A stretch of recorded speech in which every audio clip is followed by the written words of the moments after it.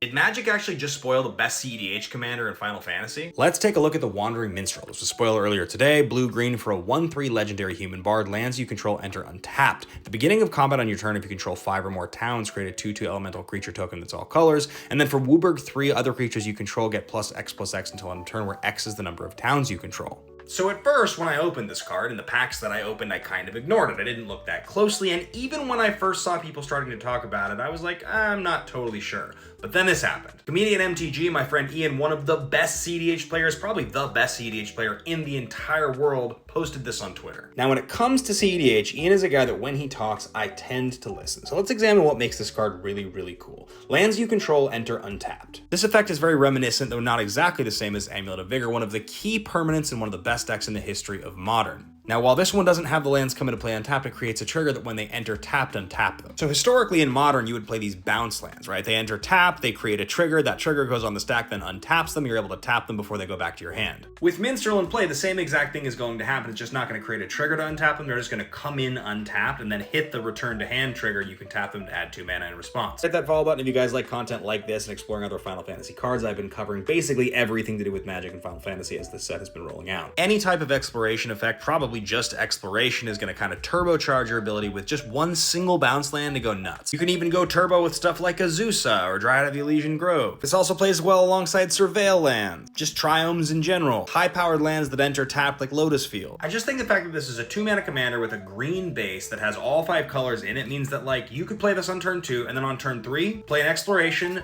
play a bounce land twice, get 5 mana, cast Ad Nauseam. That doesn't account for any fast mana, any kind of ramp, anything crazy, right? That literally just accounts for having a single bounce land and your commander. Now, I don't know that the actual second ability of plussing up your creatures to the number of towns you control matters. I guess there probably are lands that are towns, there are lands that are all types, and if you're playing kind of a land-based deck, I'm sure you're going to be playing like crop rotation and things like that to make sure that you have them, because if you have infinite mana in some way, then having a single town is going to just nuke your entire board into like crazy I win the game mode. But I think pretty certainly it's the fact that you have a 2-mana commander that has access to all 5 colors in it that's going to make all your lands come into play untapped, and then has an infinite mana sink built into it, similar to what you do with Sisay or Kenrith or anything like that. I don't know. What do you think? Do you think this card is really, really good? Let me know below in the comments.